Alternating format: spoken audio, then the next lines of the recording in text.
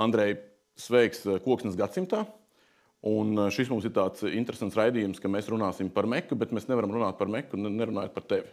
Nu, manā šā brīža tajā sarunā, un tāpēc es domāju, ka tas, ko es gribētu dzirdēt, varbūt tu pats par sevi vari pateikt, nu, kas ir Andrejs Domkins?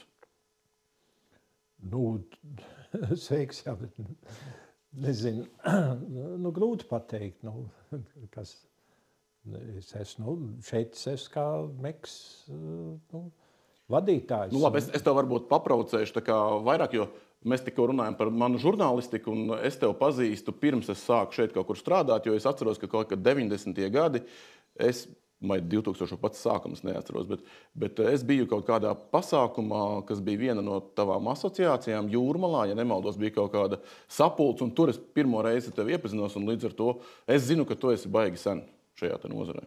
Jā, es arī neesmu īpaši svaigs, tā kā ir jau palietojies. Es faktiski kā no augstskolas pasniedzējs aktīvi iesaistījos nozars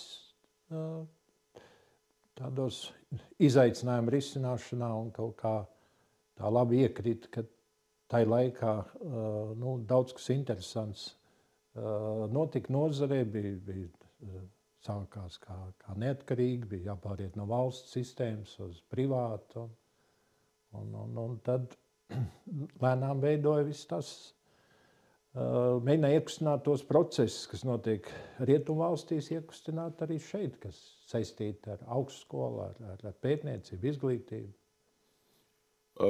Ir pagājis laiciņš, un kā tev šķiet šobrīd, nu tā kā tu tajā nozarē esi, tu esi gan tajā izglītības jomā bijis, kā mēs esam pa šiem gadiem Latvijas, domāju, Latvijas meža nozare attīstījušies?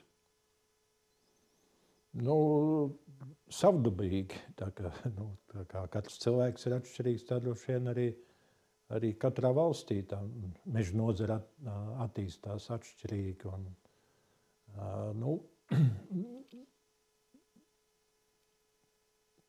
Īsti tā nokrāsot ļoti labi, ļoti teiksim, tā izcili, kā mēs to stāstam parasti veicot nozares lobby.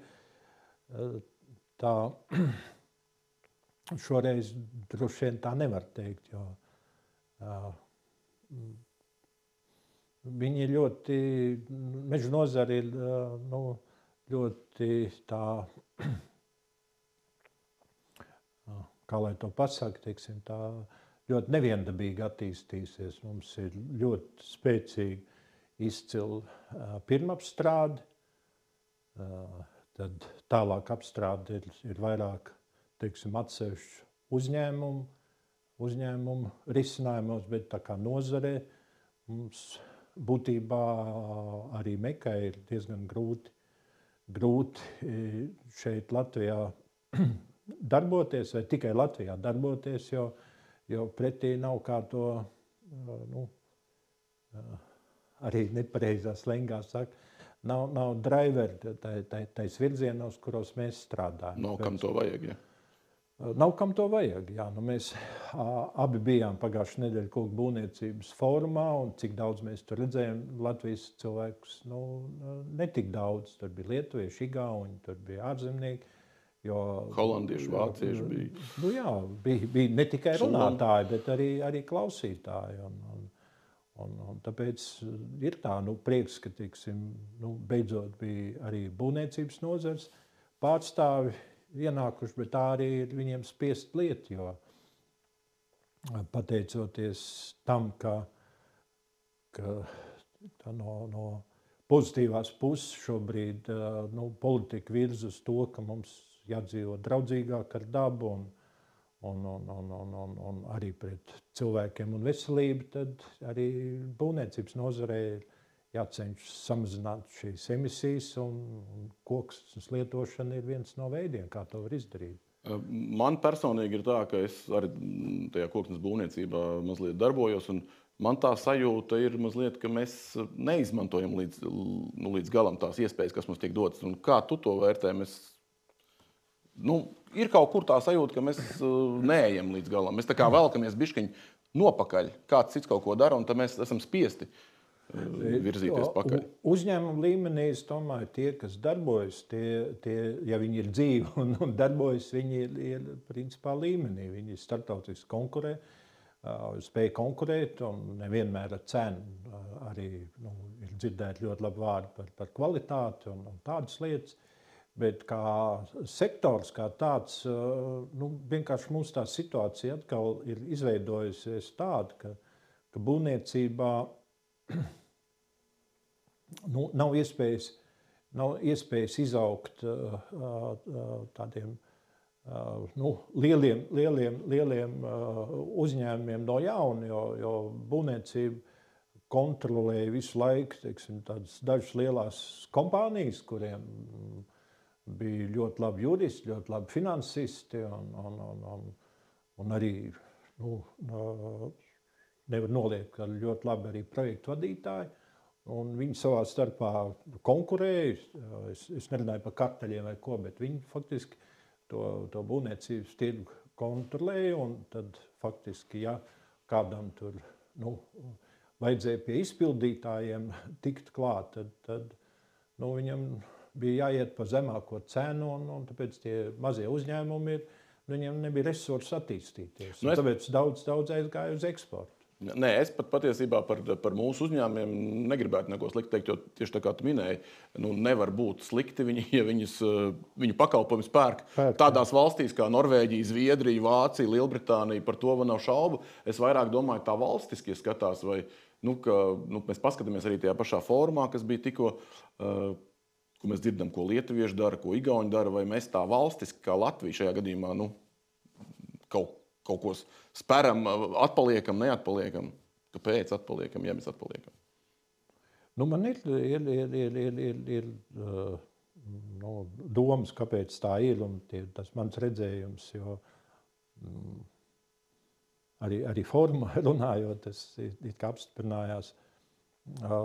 Lielā mērā, man liekas, to procesu attīstību kavē tas, ka mums tās risināmās problēmas, pie kuras šobrīd būtu jārisina un kurām var atrast arī būtisku atbalstu no Eiropas programmām, viņas ir saskaldītas pa daudz pa valsts institūcijām. Tas pats, teiksim, tu kā koku būvniecība darbojies, tur ir būvniecība ekonomikas ministrija, atkal emisijas samazināšana būvniecībā, tā ir klimata ministrija, reģionāla attīstība, tas ir varams, ka kādam paprast pa koku, tā ir zemkopības ministrija, kas, it kā ir augošu koku loģiski, bet ko viņi zina par koku lietošanu būvniecībā. Un līdz ar to faktiski nav iespējas koncentrēt viņiem arī tāds ļoti pozitīvs centiens. Viņi vienkārši atdurās to, ka varbūt tas, kas jāizdara, ir citā ministrijā.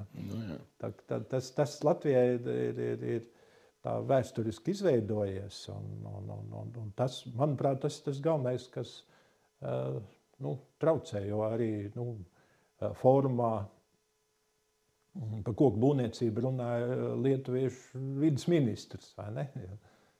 Ministrijas pārstāvs. Ministrijas pārstāvs, jā, bet viņa ministrs arī ļoti aktīvi darbojās un runājis, viņa ļoti labi zina. Bet labi viens ir tā būvniecība, bet vispār kopumā tā nozares attīstība citās jomās. Kaut kas līdzīgs tas laukums iezīmējas.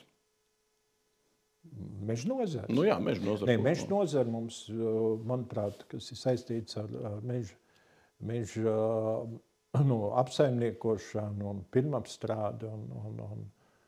Tur, man liekas, mēs daudzās vietās esam priekšā saviem kaimiņu valstīm un kādām, jo man arī šad tad arī kāda no citām nozarēm prasa saklausās, teiksim, tās negācijas, kas bieži vien ir publiskajās kādos tur mēdījos un prasa, kā es saku, es par to vispār nedomāju. Mums ir Eiropā viens no labākajiem meža apsaimniekošanas uzņēmumiem.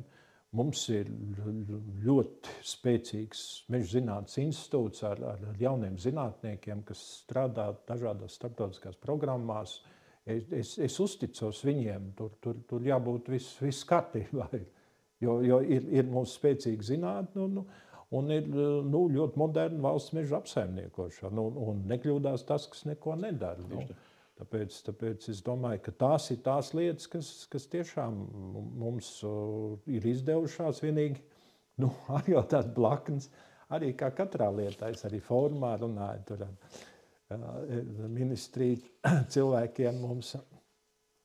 Un tad arī pretī tā pilnīgi arī mums kolēģi Kristap Klaus citāti, ka mēs taču nevaram tur zāļu materiālus, tādu labu eksporta preci, mēs nevaram samazināt zāļu materiālu eksportu. Bet nav jau runa par zāļu materiālu eksportu samazināšanu, runa ir par importu samazināšanu. Ja mēs lietosim vairāk koku būvniecībā, mēs mazāk importēsim. Tais programmās nav. Visur ir eksporta veicināšana. Un meža nozare jau ir dušīgs eksportētājs. Un tāpēc tur tā ir. Jā, un kā vispār, teiksim, kā tu vērtēji to sabiedrības kopējo izpratni un tādu uzvedību attiecībā uz meža nozari? Jo nav noslēpums, ka mēs visu laiku dzirdam tādas vairāk vai mazāk tomēr pārmetums mums. Ja? Tas ir kāpēc tā?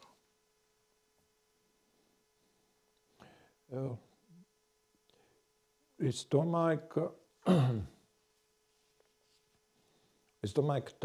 tā vispār sabiedrība jau ir šobrīd tāda ļoti noskaņota uz kaut kādu negāciju meklēšanu un arī mobilizējas uz negācijām. Kāpēc tā sanācis? Ir atkal tas, teiksim, tā nozars specifika, tāpēc, ka mums nozara ir ļoti saistīta ar vietējiem resursiem un arī spēcīgāk eksporta nozara uz vietējiem resursiem. Tas zaļais kurs, ko izlamā, izņemot lietuviešus, vai ne? Viņam ir divas puses. Viena ir bioloģiskā daudzveidība, otra ir aprits ekonomika. Un faktiski tie, kas par to nosacīt zaļo pusi, runā viņi ļoti aktīvi. Mēs arī savu nozares aizstāvību mums ir mēģināt viņus pārliecināt. Un tāpēc, teiksim, visa sabiedrība tiek iesaistīta tādā strīdā starp... Sadursmē tādā, ne? Jā, tādā sadursmē, bet tā otrai pusē, kas būtu pāriet uz to aprits ekonomiku, faktiski nebūvēt bērnu dārzus no dzelzbetona un tādām lietām, tur kaut kā nav nekāda šāda sabiedrības diskusija, jo tas kaut kāds tas mūs neinteresē. Un tas, man liekas, ir tas, kas arī radīs to fonu, ka mēs vairāk runājam par to, kā vienkārši pārliecināt tos radikālos cilvēkus, kur uzskata, ka meži jāizmanto savādāk. Viņi jau nav pārliecināmi. Tur. Vienkārši, man liekas, jārāda piemēri, jābūvē vairāk Salaspils bērnu dārzu, rūpnīcas un mājas. Es pat domāju, ka šobrīd vairāk ir tādās vienkāršās lietās jāpaskatās. Es parasti arī, kad diskutēju kādu, es pirkstu nerādu, es pats sevi rādu. Man ir kokvilnas biks, man ir ādas kurbs, man ir arī kokvilnas krekls, un es it kā par savu veselību domāju, bet, kad es būvēju bērnu dārzu, tad neskapēc es gribu būvēt no tiem erzats materiāliem visiem tur tādu tāpēc ir tā, es domāju, tas laika jautājums, ka sabiedrība vienkārši sāks paskatīties mazliet plašāk uz to, kā mēs dzīvojam, jo galvenais drauds vidē jau ir patēriņš un katra cilvēka patēriņš, un tas ir tas, pa ko diemžēl šobrīd vairāk kā par pudeļu šķirošanu to kaut kā nerunā, bet tas jau ir visur. Tas ir gan mēbelē, gan mājā, gan transportā, gan darbarīkos, rotaļlietās. Tā ir. Bet vispār es gribēju atgriezties, kāpēc mēs te esam. Mēs esam par meku. Patiesībā tas bija tāds ievadiņš mazliet, bet mēs esam par Meku, jo Mekai ir 20. Bet man ir viens personisks jautājums, un tas var būt muļķīgs, bet tomēr, jo Meka, Meža un koksnes produktu pētniecības un attīstības institūts. Es liku to Meka un nevarēju saprast, kāpēc Meka sanāca. Varbūt tu vari pateikt, kāpēc Meka ir. Faktiski bija tā, ka mums šis Eiropas projekts bija 2000. Gada sākumā, kad varēja piesaistīt arī investīcijas laboratoriju veidošanai, un man izdevās pagriezt tā, ka tās laboratorijas veidoja nevis Ventspilī un Jēkabpilī, bet viss Jelgavā pie universitātes, un jau bija, kad pirmās, teiksim, tur tās darbības, ka tās jau bija investīcijas veikts, likt iekārtas, un bija tāda uz federācijas un Latvijas valsts meža tāda kopēja sapulce par to, kas tur būs, un toreiz vienkārši cilvēki jau arī skatījās uz to, kā tas viss attīstīsies, un tad spriedām par to, ka faktiski, ja vienkārši to visu tagad atstāt, tad viņš tā lēnām,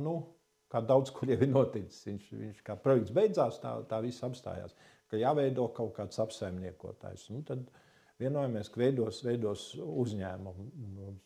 Sākotnēji bija tāds kokapstrādes attīstības institūts, tas vārds tāds bija, un tad tai vienā reizē Jelgavā Roberts Strīpnieks teica, ka faktiski arī Latvijas valsts mežiem ir ļoti svarīgi, lai cilvēki labāk zinātu, par ko, lai mums veidojas vairāk kokapstrādes uzņēmumu, jo būs vairāk tas, kas šobrīd arī ir, vai ne? Vairāk pircēji, viņi varēs dārgāk pārdot šos valsts resursus, un viņš teica, viņi arī nāks klāt, tad ir mežs. Un kaita tā grūti skan. Un tad pēc tās analoģijas ar to, ka viņi netika galā ar to, kas sākumā bija pielicis pa vasu, vēl atceries, ka Latvijas valsts mežs pa vasu viss savukārt. Viņš teica, mežs, koks attīstība, tad ir tas pa vidu, tāpēc mums arī logotipā ir maziņais tagad. Mežs, koks attīstība, tā Meka radās. Jā. Okay. Un tā 20 gadi ir pagājuši. Jā, 20. gads, jo mēs pa Ziemassvētkiem mums izdevās piereģistrēties, un tad faktiski tas 24. it kā ir dzimšanas gads, bet pirmais darbības gads ir 25. un tāpēc tas 5. jā. Es pieņemu, ka, protams, mūsu pārsvarā skatīsies tie cilvēki, kas zina, ka ir tāda Meka, kas zina, ka esi tu, bet es 100% pārliecināts, ka ne visi zina, ko tieši tad jūs darat. Varbūt tu vari mazliet ieskicēt, kas ir tas ikdienas darbs, tas, ko mēs neredzam. Mēs zinām, ka bija dibināšana, mēs zinām, ka tagad būs pasākums par godu gadiem pagājušajiem, bet kas ir tas ikdienā soli pa solim, ko Meka visu laiku dara? Faktiski jau no paša sākuma bija tā, ka daudzi jautāja, arī citām nozarēm bija interesanti, ka tāds izveidots uzņēmums nozarē, un kas ir privāts no valsts, kas ir dibinātāji, ir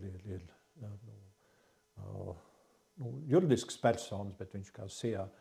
Tad es toreiz izdomāju tādu formulu, kā vieglāk paskaidrot, ka faktiski visi, tiksim, valsts institūti vai valsts universitātes, viņi taisa pētījums, ražo kaut kādus produktus un tos pārdot. Tiksim, viņi strādā tādā veidā, ka viņi cenšas inovēt savus risinājumus. Mēs ejam otrādi. Mēs kā industrijas institūts, mēs skatāmies, kas nozarē tur pietrūkst un izpildam nozares pasūtījumu.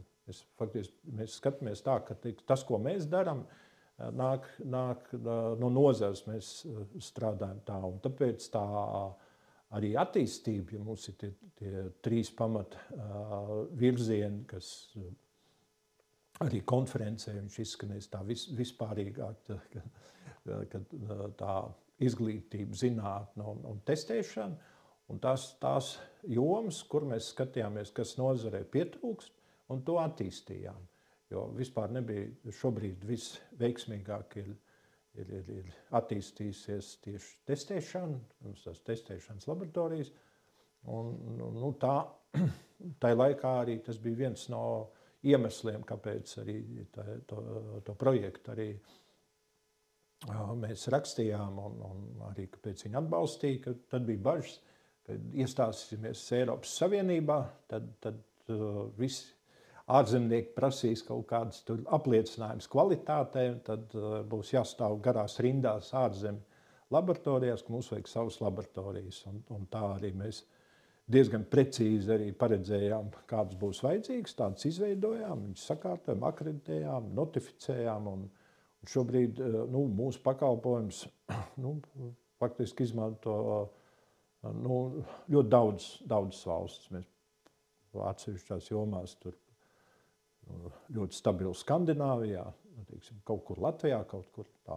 Tā testēšana tā ir, tas ir produktu veiktspējas apliecinājums, vai tas ir kādai kurināmai koksnei, cik daudz tur ir siltuma iekšā, vai nav pa daudz pelnu, vai būvniecībā, vai tā konstrukcija droša, vai viņi nesalūzīs, vai tas pats mēbelēs arī. Tas mēbeles, tas bija viss tās trakākais. Daudziem likās priekš, kam vajag mēbeles testēt, viss taču uztais, bet tad, kad mēs paskatījāmies standartus un sadarbībā ar patērētāju tiesību aizsardzības centru, tur veicām kontroli iepirkumu. Pirmais bērnu gultiņām, tad tur bija bērnu ielēja.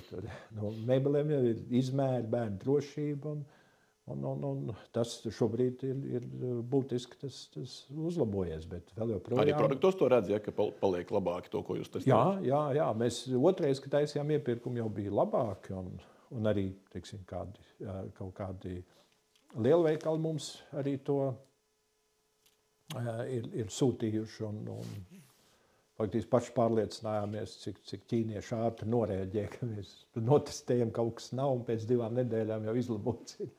Kā tad ir, cik liels ir tas vietējais ārvalstu tirgus šajā testēšanā? Jūs tā kā nozare esat stabili eksporta? Mēs, ja tā pēc apjoma, tad ir to klienti mums ir vairāk vietējie, bet tas pateicoties tam koks kurināmam, jo mēs diezgan lielu daļu no kurināmās koksnes šķeldas granulas no tā nosedzam. Bet tā, kas ir uz jau tālāk uz tādiem citiem produktiem, kur ražošana Latvijā nav tik izteikti, tur mēs esam tāds stabils eksportētājs.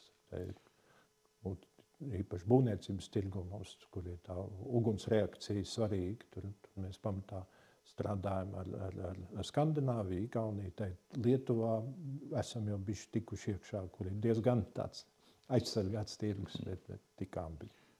Tu tā kā iezīmēji diezgan plaši to, bet varbūt ir kaut kādi pāris projekti, kas ir tādi, ar ko pašam, tāds, ka mēs esam malači, ka mēs to izdarījām. Tādi interesanti kaut kādas rozīnītes. Tādas rozīnītes ir saistītas ar to, ko sauc par lietišķiem pētījumiem. Priekš kuriem uzņēmumiem ir pieejams atbalsts, ja viņi kaut kādu jaunu produktu attīst vai ko. Un tad varētu teikt tā, ka mēs ar savu darbību esam pātrinājuši koksnes izmantošanu būvniecībā, jo Jelgavas mērs ar šodien piesauc, ka pateicoties Mekai, tad Jelgavā ir tagad koku būvniecības galvaspilsēta. Un tas ir ne tikai ar testiem, bet arī mēs organizējām tādas pieredzes apmaiņas braucienus. Un tas lielākais, kas izdevās, ka iedrošināt nozars uzņēmējs, mēs zinām par Māru Pēlānu, runājam, kurš darbojās pirms 15 gadiem vairāk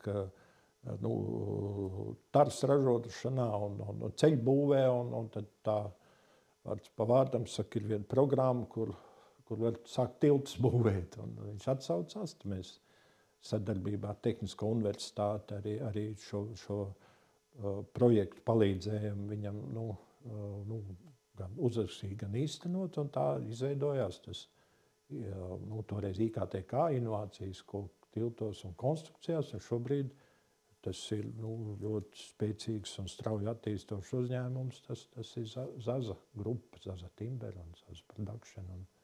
Un tas var teikt, tas ir tāds mūsu interesants un veiksmīgs projekts. Mums arī, teiksim, bija tālāk arī pateicoties, teiksim, Latvijas valsts meža tādai interesē. Mums ir divi lielie driveri koku būvniecība, tas Latvijas Finieris un Latvijas valsts meža, kur savus objektus būvē no koka.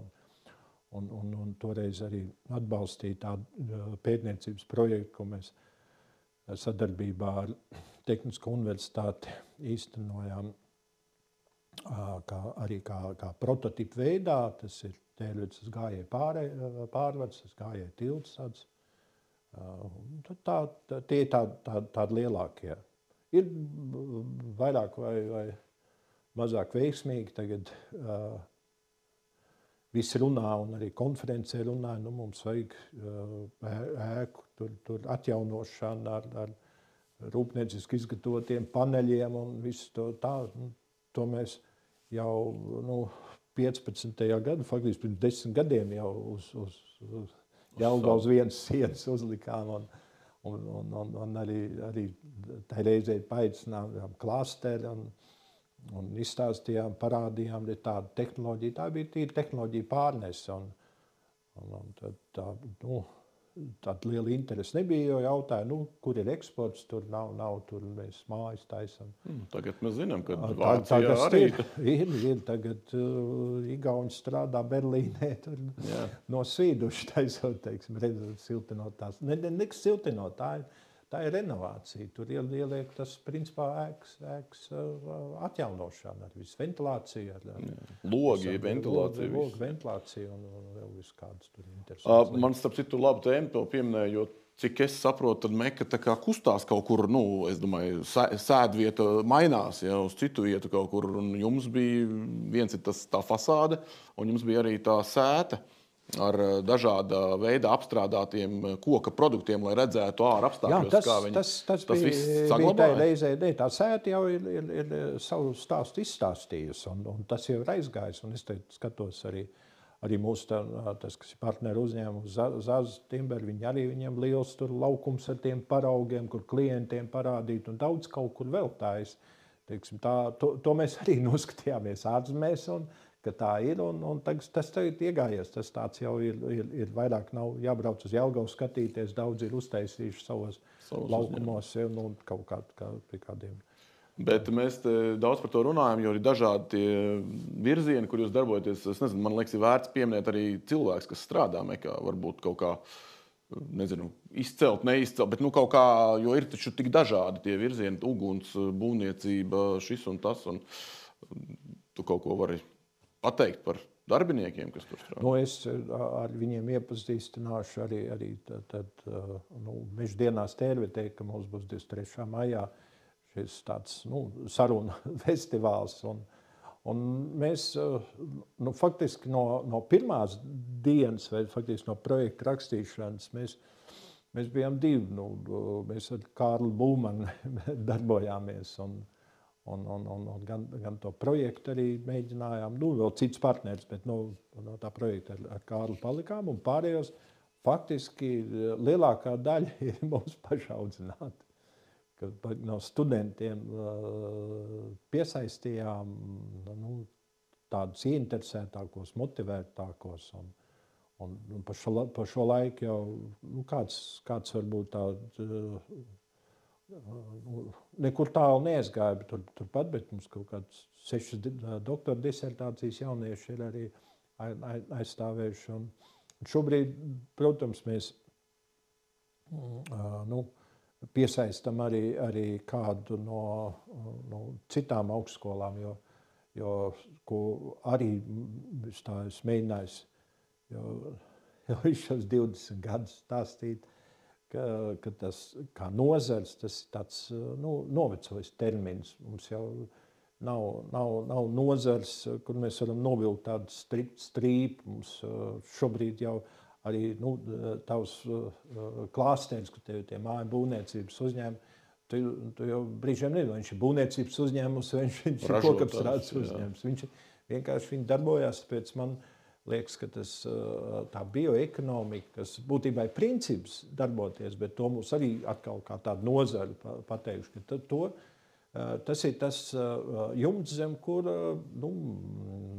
Skandināvijas valsts, tāpat Vācija, viņi kaut kā zem tā apvienojās. Mums bija, ka tas zem vienas ministrijas atkal ir, tas tā arī ir savu tādu mazliet tādu,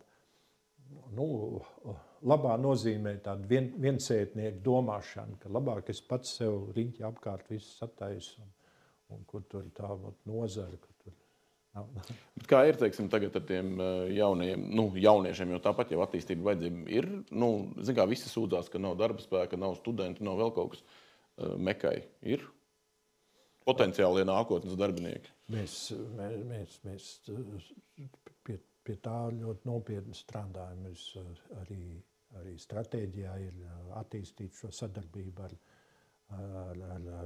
dažādām universitātēm. Mums tā ļoti cerīgi ar Tehnisko universitāti sākās sadarbība. Pēc dzirdēju konferencēs, pat pabrīnījos, ka 2 atbalstītāji klāsteris un meku, ko teica dekāni pie atklāšanas. Un arī pateicoties tieši mūsu tiem jauniem mūsu ekspertiem, kas starptautiski ir ļoti atzīti, kas par ugunslietām, tad Edgars Bukšāns ir, kas pat ir Eiropas asociācijas tehniskās komitejas vadītājs, vai tagad, kas jaunākais Edvīns Krants arī par savām šīm sāka tām ugunslietām, un arī atzīti eksperti, un pateicoties tiem mums it kā ir kontakti ar līdzīgām institūcijām, citām universitātēm, un mēs caur to mēģinam arī iezīmēt kādu scenāriju savu personāla attīstībai. Tagad mēs arī esam piesaistījuši vienu no Dānijas Karolskās universitātes profesoru, kur mēs kopā strādājam, kad viens jauns arhitektūras profesors, kas ir Kanādas latvietis, bija arī varbūt dzirdējāt. Tā kā tagad mēs jau runājam ar viņu arī par nākamiem projektiem, vēl tur ir faktiski to personālu jau vajag tādu bāzes personālu, bet vajag, manuprāt, veidot tādas sadarbības tīklus. Būtībā, cik es klausos, tas ļoti forši klausies, ka ir patiesībā no tādas lokāla Jelgavas tāda uzņēmuma, tāda pētniecības, tādas interesantu grupiņas, jūs esat izauguši par tādu globālu spēlētāju ne tikai Latvijā, bet patiesībā arī daudz plašākā mērogā. Kas, manuprāt, es domāju, ka 20 gados noteikti ir labs tāds sasniegums. Es domāju, jā, un arī tas, ka faktiski bija viena ļoti nopietna globāla Amerikas kompānija, gribēja būs nopirkt pagājušā gada beigās, ka tas arī ir apliecinājums tam, ka mēs tā esam pamanīti, ka mums ir kompetences tajā jomā, kur mēs darbojamies. Diemžēl īpašnieki tā kā neatbalstīja, bet tas pat nebija uzņēmums, tā bija ļoti liela asociācija, kas ir tāda nevalstiska organizācija, kas visus amerikāņu standartus būvniecībā, ugunsdrošību izdod. Tas arī bija tāds patīkams, teiksim, mums tāds vairākas sarunas ar viņus, to stratēģijas direktori bija, un tā arī pārliecinājāmies, ka mēs esam pamanīti. Jā, tad man liekas, ka tur nav daudz jautājumu par to, vai tu redzi mekas nākotni, un jautājums varbūt ir kādi, varbūt tu iezīmēsi kaut kādi vēl papildus virzieni, vai es nezinu, kaut kāds lēciens uz kaut ko. Mums šai fórumā jau varēja just, ka mums ir tāda savstarpējas simpātijas ar RTU, ar viņa reformām un ir, tuvākās nedēļās mēs jau strādājam pie kopīgām programmām. Mēs gribam tikt iekšā vairāk Latvijas,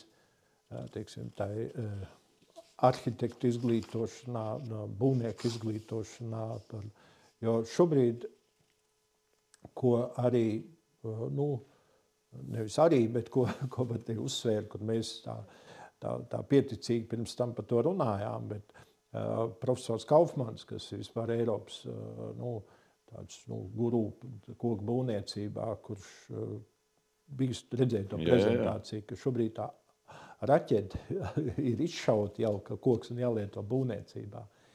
Bet tad, kad viņi lido augstāk, kad tām pārējām pakāpēm, tur nav viss tā kā vajag, ka tur ļoti daudz ko darīt. To arī Igaunijas klāsteri tavu kolēģi teica, ka mums cilvēki jāizglīto. Jo šobrīd tā koksnes izmantošana neizbēgami viņa palielinās. Daudz, kur viņu lietos ne tikai skaistu tādu objektu būvniecībā, kā mēs redzējām arī tādas maketas izstādē un arī dabā redzēt, ka tie ir tādi koncepta auto. Bet šobrīd jau viņš tiek dzīvi prasa lietot koks daudz kur. Būvniekiem prasa samaziniet emisijas. Kā tu samazinās? Arī Lietuviešu ministrijas pārstāvis, kas izstādē runāja. Viņš jau nerunāja par koksnes lietošanu, viņš runāja par emisiju samazināšanu būvniecībā. Kā mēs varam lietot mazāk, netik smagu tehniku, nebūvēt tik liels pamats un tam līdzīgas lietas, kā ātrāk uzbūvēt. Tās ir tās lietas, tāpēc es redzu, to mūsu attīstību taisa sadarbībā ar šīm partneru universitātēm, kuras pirms tam koku vairāk uzskatīja par tādu jauku lietu, kur var padarboties. Tas šobrīd ir tāds reāls izaicinājums būvniecības nozarei, kā pareizi lietot koku. Tu pats savā ikdienā lieto koku? Lietoju, visādi lietoju. Es arī pieķēru sevi arī pie tā, ko es runāju par to patēriņu. Es neņemu vairāk lielveikalos maisiņus, kur likt iekšā to preci. Es ratiņos samaksāju, ratiņiem aizbraucu uz mašīnu, man ratiņos ir kastītes, es salieku.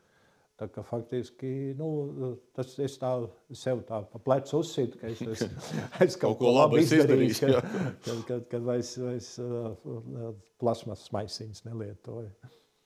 Jā.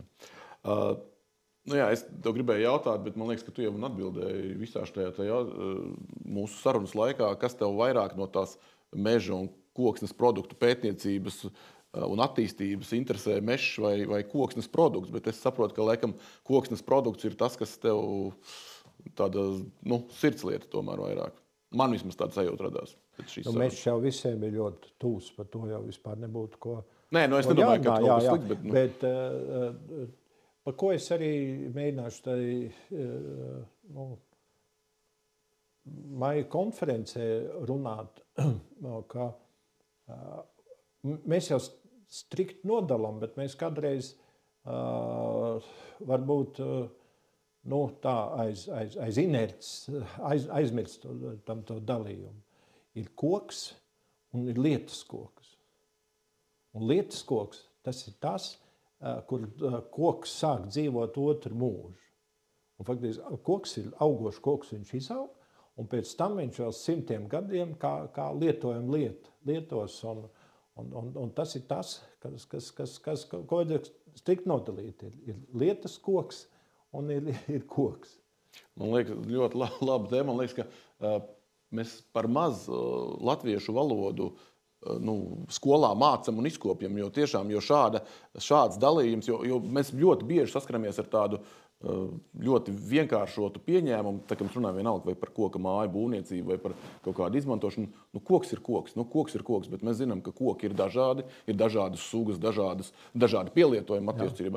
Un tas par to koks un lietas koks, man liekas, arī ļoti labs tāds iezīmējums, kā būtu cilvēkam jāskatās vispār. Jāskatās, jā, ka tas ir jau pavisam cita koka dzīve. Tur var paskatīties apakaļ, kā viņš meža audzis. Tā mums kādreiz tā doma bija, žēl, ka neizgāja, ka te parkā veido tādu interaktīvu paviljonu, kur būtu tādas brilles, tagad jau tādas ir daudz, bet tas bija pirms kādiem 10, man liekas.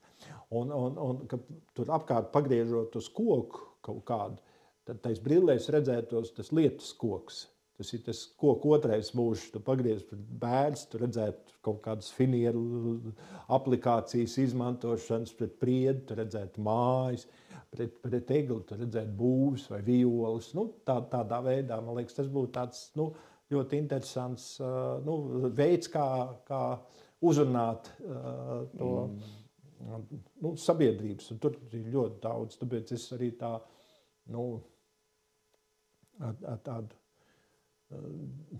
mazliet, teiksim, ar teikt kritiku skatos arī jums, ka jums tā izstāde, ka faktiski Tērvetē, kur pateicoties Latvijas Valsts mežu tam dabas parkam, tur taču tik daudz cilvēku iet, tur ir īstā vieta, kur būtu viņus uzrunāt un uzlikt to izstādi un atrast ar parku kaut kādu sadarbību. Viņi arī gatavi ir kaut ko vēl stāstīt, ne tikai par mežu, bet arī par to, ne tikai koku mežā, bet arī par to lietas koku, kā viņš aiziet. Es savai aizstāvībā varu pateikt, ka mēs, protams, ar viņiem sadarbojamies, cik nu spējam, un gan jau, ka labi ir, ka viss kaut kur ir, bet es tev piekrītu, jo mēs savulaik ar izstādi 2 vasaras, man liekas, bijām tajā parkā, un tur bija ļoti liels apmeklējums, protams. Bet es domāju, ka mums ir lēnām jābeidz mūsu sarunu. Varbūt kāds tev ir, novēlējums Latvijai, Latvijas cilvēkiem, sabiedrībai, meža nozarei. Man liekas, ka prasās tāds kaut kāds tomēr tāds uzsaukums. Nezinu, kas es tāds esmu. To ir Andrejs Domkins no Mekas. Jā, Mekas ir daudz uzņēmumu, bet novēlējums, redz, ko novēlējums, ne tikai tā, ko es arī studentiem, ka man laiž pie studentiem vēl klāt.